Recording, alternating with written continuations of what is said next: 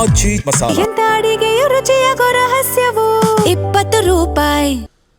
ಚಿತ್ರದುರ್ಗದ ರೇಣುಕಾಸ್ವಾಮಿ ಕೊಲೆ ಪ್ರಕರಣಕ್ಕೆ ಸಂಬಂಧಿಸಿದಂತೆ ಮಾಫಿ ಸಾಕ್ಷಿ ಅರ್ಜಿ ವಿಚಾರಣೆ ನಡೀತಾ ಇದ್ದು, ಈ ವೇಳೆ ದರ್ಶನ್ ಅವರನ್ನ ಕೋರ್ಟ್ಗೆ ಹಾಜರುಪಡಿಸಬೇಕು ಅಂತ ಅವರ ವಕೀಲ ಅಹ್ಮದ್ ಪಾಷಾ ಅರ್ಜಿಯನ್ನು ಸಲ್ಲಿಸಿದ್ದು, ಸದ್ಯ ಸೆಷನ್ಸ್ ಕೋರ್ಟ್ನಲ್ಲಿ ಈ ಅರ್ಜಿಯ ವಿಚಾರಣೆ ನಡೆದಿದೆ. ದರ್ಶನ್ ಲಾಯರ್ ಕೋರ್ಟ್ನಲ್ಲಿ ವಿಚಾರಣೆಯ ವೇಳೆ ದರ್ಶನ್ ಅವರು ಇರಬೇಕು, ಜೈಲಲ್ಲಿ ಎಲ್ಲ ಕೇಳಿ ತಿಳ್ಕೊಳ್ಳೋದಕ್ಕೆ ಆಗಲ್ಲ ಅಂದರೆ ದರ್ಶನ್ ಬಂದರೆ ಕೋರ್ಟ್ಗೆ ಸಮಸ್ಯೆ ಆಗುತ್ತೆ, ಜನ ಜಮಾಯಿಸ್ತಾರೆ ಅಂತ SPP ಪ್ರಸನ್ನ ಕುಮಾರ್ ಅವರು ಅದಕ್ಕೆ ಆಕ್ಷೇಪ ವ್ಯಕ್ತಪಡಿಸಿದ್ದಾರೆ.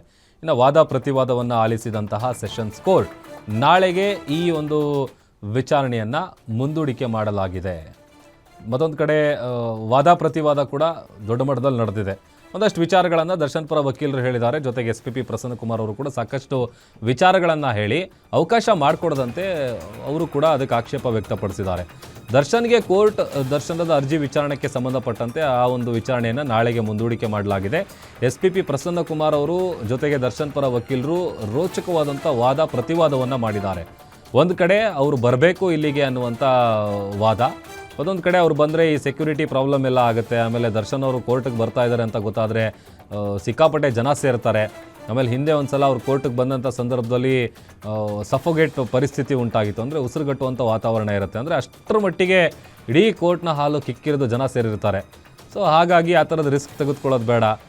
ಈಗ ಆಲ್ರೆಡಿ ದರ್ಶನ್ ಅವರು ಎಷ್ಟು ಬಾರಿ ಅವರ ಕುಟುಂಬಸ್ಥರನ್ನು ಭೇಟಿ ಮಾಡಿದ್ದಾರೆ, ಮೊಬೈಲ್ನಲ್ಲಿ ಎಷ್ಟು ಸಲ ಮಾತನಾಡಿದ್ದಾರೆ, ಫೋನ್ನಲ್ಲಿ ಮಾತನಾಡಿರೋದು ಇದೆಲ್ಲವೂ ಕೂಡ ಈಗ ಆಲ್ರೆಡಿ ಮಾಡಿದ್ದಾರೆ. ಸೊ ತಂತ್ರಜ್ಞಾನ ಎಲ್ಲ ಇಷ್ಟು ಮುಂದುವರೆದಿದೆ.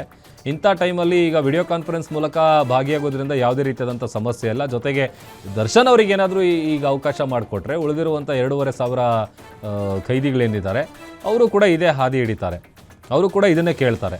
ಸೊ ಹಾಗಾಗಿ ಯಾವುದೇ ಕಾರಣಕ್ಕೂ ಕೂಡ ಇದಕ್ಕೆ ಅವಕಾಶ ಮಾಡಿಕೊಡಬಾರ್ದು ಅಂತೇಳಿ SPP ಪ್ರಸನ್ನ ಕುಮಾರ್ ಅವರು ಇದಕ್ಕೆ ಆಕ್ಷೇಪವನ್ನು ವ್ಯಕ್ತಪಡಿಸಿದ್ದಾರೆ.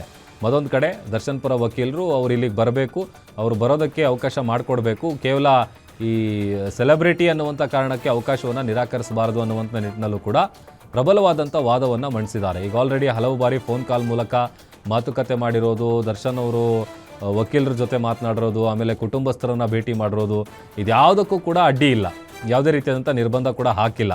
ತಂತ್ರಜ್ಞಾನದ ಮೂಲಕ ಜಗತ್ತಿನ ಯಾವುದೇ ಭಾಗದ ಚಟುವಟಿಕೆಯನ್ನು ವೀಕ್ಷಿಸಬಹುದು. ಆರೋಪಿ ಕೋರ್ಟ್ ರೂಮ್ನಲ್ಲಿ ಕುಳಿತುಕೊಳ್ಳೋದಕ್ಕಿಂತ ಈ ವಿಡಿಯೋ ಕಾನ್ಫರೆನ್ಸ್ನಲ್ಲಿರೋದೇ ಒಂದು ರೀತಿ ಉತ್ತಮ. ತಂತ್ರಜ್ಞಾನ ಬೆಳೆದಿದ್ರೂ ಕೂಡ ಶಿಲಾಯುಗದ ಪ್ರಕ್ರಿಯೆಗೆ ಮನವಿ ಯಾಕೆ ಅಂತೇಳಿ SPPಗಳು ಪ್ರಶ್ನೆ ಮಾಡಿದ್ದಾರೆ. ಇವರಿಗೆ ಅವಕಾಶ ಮಾಡಿಕೊಟ್ರೆ ಉಳಿದವರು ಕೂಡ ಇದನ್ನೇ ಕೇಳ್ತಾರೆ. ಈಗ ಜೈಲಲ್ಲಿ 2,500 ಮಂದಿ ಆರೋಪಿಗಳಿದಾರಲ್ಲ, ಅವರನ್ನು ಕೂಡ ನ್ಯಾಯಾಲಯಕ್ಕೆ ಕರೆತರಬೇಕು. ವಿವಿಧ ನ್ಯಾಯಾಲಯದಲ್ಲಿ ಕೇಸ್ಗಳು ನಡೀತಾ ಇವೆ. ಸೊ ಹಾಗಾಗಿ ಇದಕ್ಕೆ ಅವಕಾಶ ಮಾಡಿಕೊಡಬಾರ್ದು ಅಂತೇಳಿ ಪ್ರಬಲವಾದಂಥ ವಾದ ಪ್ರತಿವಾದ ನಡೆದಿದೆ. ಈ ವಾದ ಪ್ರತಿವಾದವನ್ನು ಆಲಿಸಿದಂತಹ ಕೋರ್ಟ್ ಈಗ ವಿಚಾರಣೆಯನ್ನು ನಾಳೆಗೆ ಮುಂದೂಡಿಕೆ ಮಾಡಿದೆ.